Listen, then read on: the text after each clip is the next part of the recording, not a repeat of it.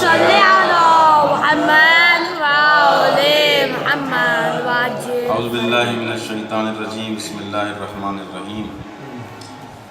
بہ نستعین وهو خیر ناصر ومعین وصلی اللہ علی سیدنا محمد اللهم صل على محمد وعلى وآل آلہ الطیبین الطاہرین المعصومین لا سیما بقیت اللہ فی الارضین روحی وارواح العالمین لتراب مقتمع الفدا.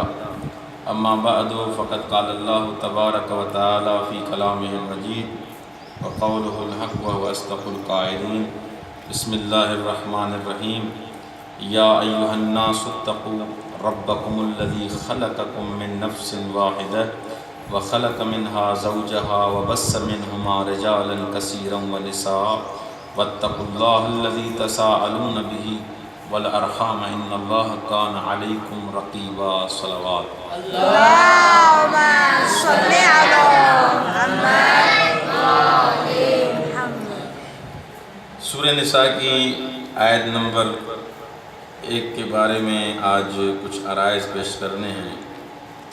اس آیت میں خداوند متعال فرما رہا ہے کہ اے لوگو اپنے پروردگار سے ڈرو جس نے تمہیں ایک جان سے پیدا کیا اور اس کی جنس سے اس کا جوڑا بنایا اور ان دونوں سے بہت سے مرد و عورت دنیا میں پھیلا دیے. اس اللہ سے ڈرو جس کا واسطہ دے کر تم ایک دوسرے سے مدد مانگتے ہو اور قرابت داری کے معاملے میں بھی بے پرواہ نہ ہو جاؤ یعنی قطع رحم نہ کرو. بے شک اللہ تم پر نگہبان ہے نگران ہے.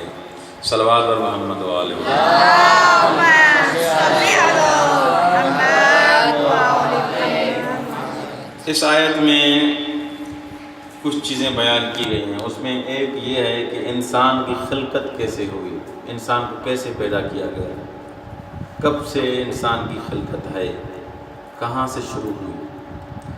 نمبر 2, اس آیت میں یہ بتایا گیا ہے کہ انسان کو صلہ رحمی کرنی چاہیے, قطع رحمی نہیں کرنی چاہیے. اگر آپ کا بھائی, آپ کا بیٹا, آپ کے والدین, آپ کے چچا اگر آپ سے جھگڑا کر رہے ہیں, آپ سے قطع رحمی کر رہے ہیں تو آپ کو صلہ رحمی کرنی چاہیے. ہاں ایسا نہ ہو کہ آپ شریعت کے خلاف کام انجام دیں. شریعت کے خلاف کام انجام نہیں دینا. اگر آپ سے وہ ایسے تقاضے کرتے ہیں جو شریعت کے خلاف ہیں وہ تو آپ کو نہیں کرنی. لیکن اسلام یہ کہتا ہے کہ اگر وہ کوئی انسان, کوئی آپ کا رشتہ دار آپ سے توڑتا ہے تو آپ جوڑیں. اگر کوئی قطع کرتا ہے تو آپ کا کام ہے صلہ کرنا, متصل ہو جائیں. کیونکہ روایات بہت ساری اس کے بارے میں نے پڑھی ہیں. ان روایات کا خلاصہ یہ ہے کہ جو انسان قطع رحمی کرتا ہے اس کی عمر کم ہو جاتی ہے. جو اپنے رشتہ داروں سے ٹوٹ جاتا ہے, رشتے ان سے توڑ دیتا ہے, اس کی عمر بھی کم ہو جاتی ہے, اس کا رزق بھی تنگ ہو جاتا ہے. لیکن اس کے برعکس, اس کے برخلاف جو انسان ایسے رشتہ داروں سے جو اس سے توڑتے ہیں اور ان کے ساتھ یہ جوڑتا ہے, ان کے ساتھ متصل ہوتا ہے, اللہ اس کی عمر میں اضافہ کر دیتا ہے, اللہ اس کے رزق میں اضافہ کر دیتا ہے. امام علی ابن ابی طالب علیہ السلام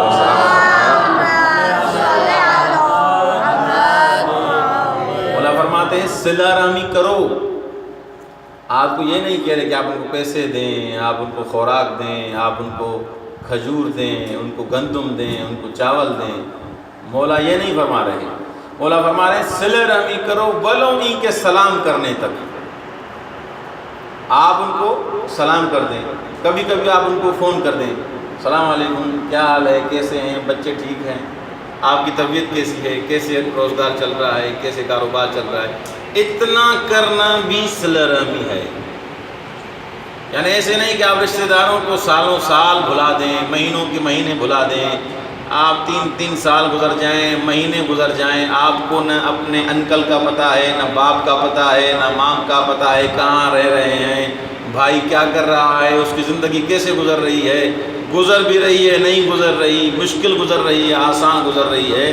فقط سلام دعا کی حد تک بھی صلہ رحمی ہے. ویسے تو انسان کو بہت خیال کرنا چاہیے, اپنے رشتہ داروں وہ صدقات اگر غریب ہیں صدقات اور خیرات دینے چاہیے.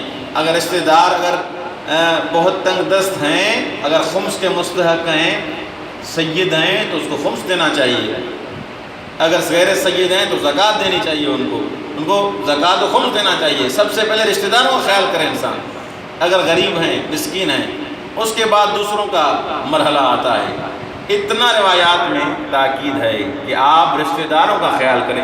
لیکن آپ خود غریب ہیں، مثلا آپ کے پاس کچھ نہیں ہے، تو کم از کم آپ جو کر سکتے ہیں کال تو کر سکتے ہیں، اس کو فون کر سکتے ہیں، راستے میں ملے تو سلام تو کر سکتے ہیں، دروازے پہ دق الباب کر کے آپ اس کو سلام کر کے خیر عافیت تو معلوم کر سکتے ہیں نا. مولا فرماتے ہیں سلام کرنے سے بھی صلہ رحمی باقی رہتی ہے. سلام کیا کرو، ایسے نہ ہو کہ وہ یہاں سے آئے آپ گلی تبدیل کر دیں، آپ راستہ تبدیل کر دیں، آپ کا منہ خراب ہو جائے. یہ منہ جو خراب کر رہے ہیں یہ صلہ رحمی نہیں، یہ قطع رحمی ہے. اس سے آپ کی عمر کم ہو جائے گی، آپ کے رزق میں برکت جو تھی وہ برکت ختم ہو جائے گی. صلہ رحمی یہ ہے کہ اس نے توڑا ہے، اس نے گالی دی ہے، اس نے برا کیا ہے، آپ کو اچھا کرنا چاہیے، آپ کو بہتر انداز میں اس کے ساتھ ملنا چاہیے. ہاں اگر وہ غلط بات کرتا ہے تو وہ غلط بات اس کی نہ مانیں. آپ کون کہتا ہے آپ اس کی غلط بات مانیں؟ غلط بات اس کی نہ مانیں، اس کو آپ کنڈم کریں، آپ اس کی غلط بات نہ مانیں.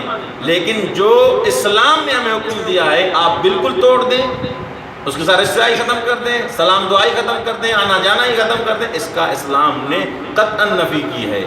ہاں اگر آپ سے کوئی غلط ڈیمانڈ کرتا ہے وہ ڈیمانڈ اس کی نہ مانیں. اگر شراب پیتا ہے آپ اس کو نہیں کریں، آپ اس کو روکیں کہ خدا نے اس کو حرام کیا ہے کیوں پی رہے ہو. اگر زنا کرتا ہے آپ اس کو روکیں، کیوں زنا کر رہے ہو، کیوں خدا کے قہر سے ڈرتے نہیں ہو. آپ اس کو تاکید کریں، آپ اسے روکیں. نماز نہیں پڑھتا اس کو تاکید کریں، تم میرے بھائی ہو، تم سب سے زیادہ مجھے پیارے ہو، لیکن میں نہیں چاہتا کہ خدا کا عذاب تم پر نازل ہو. اس کو روکو کہ وہ نماز پڑھے. نمازی اگر نہیں ہے نمازی بناؤ، روزے دار نہیں ہے روزے دار بناؤ، لیکن احسن انداز میں، نرم لہجے میں، پیار کے لہجے میں.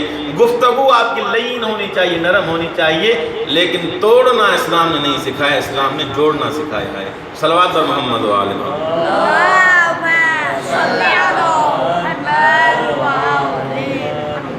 دوسرا نقطہ جو اس آیت سے ہمیں درس ملتا ہے وہ یہ ہے کہ اللہ نے خاندان کے بارے میں یہ فرمایا ہے کہ خاندان کی بنیاد تقویٰ ہے، پرہیزگاری ہے. جس خاندان میں تقویٰ نہیں ہوگی، جس خاندان میں برائی ہوگی، جس خاندان میں اللہ سے دوری ہوگی، وہ خاندان برباد ہو جائے گا.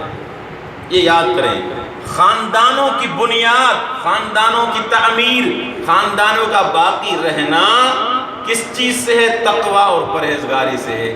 اگر تقویٰ ختم ہو گئی، بھلے آپ کو بڑا مولانا کہہ دے، علامہ کہہ دے، حجت الاسلام کہہ دے، بڑا دیندار کہہ دے، لیکن گھر میں برائیاں کرتا پھرے، ماں باپ کا احترام نہ کرے، بھائیوں کا احترام نہ کرے، کس کا احترام نہ کرے، گھر میں فلمیں دیکھے اور یہ غلط کام کرتا پھرے، کتنا بھی اپنے آپ کو مقدس کہے، اگر تقویٰ نہیں ہوگی تو خاندان تباہ ہو جائے گا.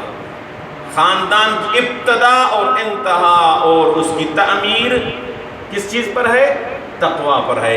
اسی لیے خدا نے فرمایا یا ایھا الناس اتقوا ربکم الذی خلقکم، اے لوگو اپنے پروردگار سے ڈرو، اپنے پروردگار سے ڈرو جس نے تمہیں ایک جان سے پیدا کیا، ایک جان سے پیدا کیا. صلوات بر محمد و آل محمد. انسان کی خلقت کس کے ہاتھ میں ہے؟ خدا کے ہاتھ میں. ایسے نہ ہو کہ مثلا کوئی تکبر میں آ کے کہے کہ میں سب کچھ میرے ہاتھ میں یوں ہے وہ ہے. نہیں، اگر انسان کے لیے خدا ایک سیکنڈ، ایک لحظے کے لیے بھی اگر چاہے تو انسان ختم ہو سکتا ہے. انسان کی اپنی جان بھی انسان کے ہاتھ میں نہیں ہے. انسان کی خلقت، تربیت خدا کے ہاتھ میں ہے. خداوند متعال نے اس کو راستہ بتا دیا ہے، ہدایت کا طریقہ بتا دیا ہے، سب کچھ بتا دیا ہے. قرآن بھیج دیا ہے، اہل بیت کو بھیجا ہے. رسول اتنے 1,24,000 کس کے لیے بھیجے ہیں؟ خدا نے ہمارے لیے بھیجے ہیں کہ ہم سدھر جائیں. اگر ہم نہیں سدھریں گے، ہم میں برائیاں ہوں گی، تو ہم تقویٰ کے معیارات سے ہٹ جائیں گے۔ جب تقویٰ ہمارے گھر سے ختم ہو جائے گی، ہمارے وجود سے ختم ہو جائے گی، تو ہمارا یہ نالہ کرنا، یہ شکوہ کرنا کہ رزق میں تنگی ہے سائیں، بڑی غربت ہے، کچھ نہیں ہے گھر میں، اللہ نے پہلے ہی تمہیں کہا تھا تقویٰ اختیار کرو وگرنہ برباد ہو جاؤ گے۔ اب جو برباد ہوئے ہو اس کی وجہ تمہاری ایک وجہ تقویٰ اختیار نہ کرنا ہے، اس لیے انسان کو تقویٰ اختیار کرنی۔ صلوات پر محمد و آلہ۔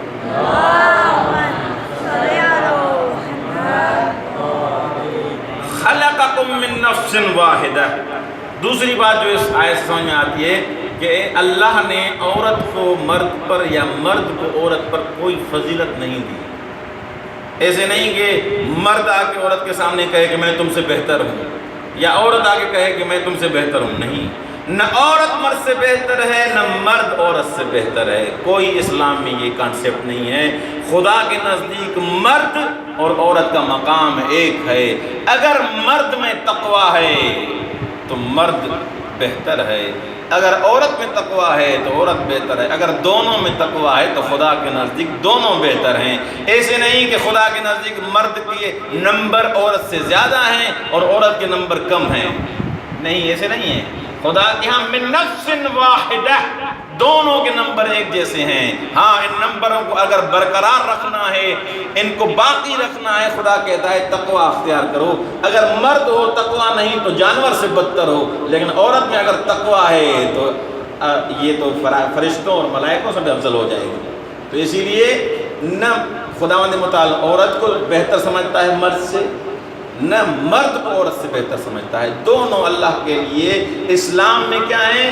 برابر ہیں۔ خدا کے نزدیک مکرم بہترین بافضیلت وہ ہے جو متقی اور پرہیزگار ہے۔ اگر مرد خائن ہے، متقی نہیں ہے، خدا کے نزدیک اس کی کوئی عزت نہیں ہے، کوئی ویلیو نہیں ہے، لیکن عورت اگر متقی اور پرہیزگار ہے وہ خدا کے نزدیک اس کا رتبہ بلند و بالا ہے۔ صلوات بر محمد۔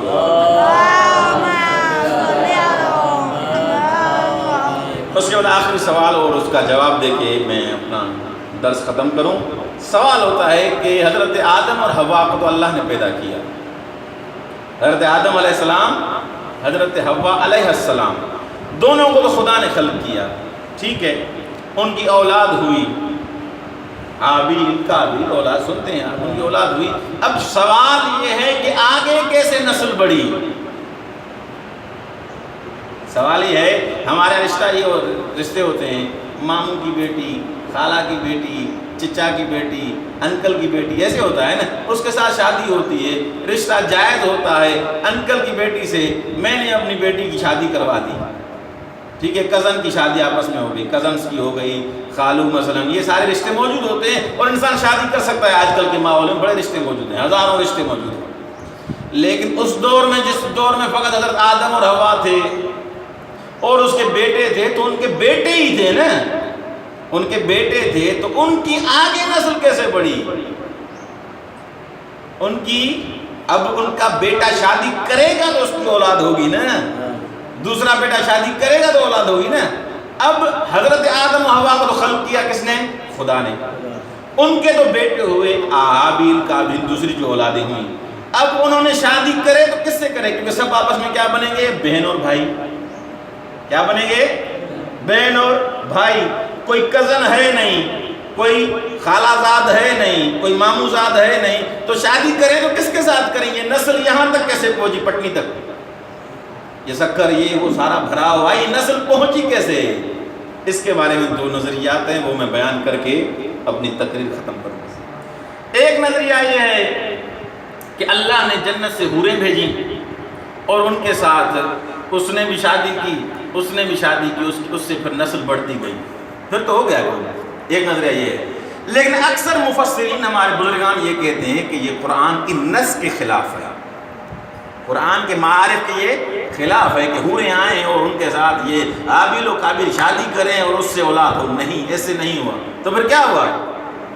پھر نسل کیسے بڑھی؟ حوریں بھی نہیں آئیں، کوئی کزن بھی نہیں تھا، شادی کس کے ساتھ کی؟ کسی مٹی اور پہاڑ کے ساتھ شادی نہیں کرنی، کوئی عورت چاہیے ان کو، ہاں، اور عورت ہے تو اس کو کوئی مرد چاہیے جو اس کے ساتھ حلال ہو۔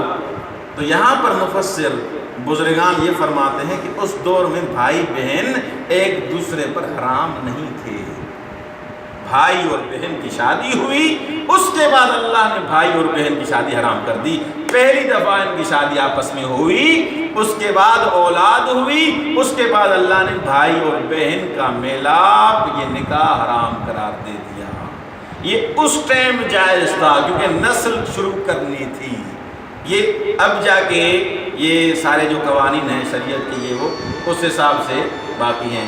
تو یہ دو نظریات اپنی ذہن میں رکھ لیں. ایک نظریہ یہ ہے کہ حوریں آئیں جنت سے، ایک بیٹے نے دوسرے نے اور اسی طرح ادھر سے وہ آئے اور ان کے ساتھ شادی کی. ایک نظریہ یہ ہے کہ نہیں، حوریں نہیں آئیں، ایک دوسرے سے انہوں نے شادی کی، اس کے بعد نسل بڑھی، اس کے بعد خدا نے بھائی اور بہن کو ایک دوسرے پر حرام قرار دے دیا. پہلے حرام ہی نہیں تھے.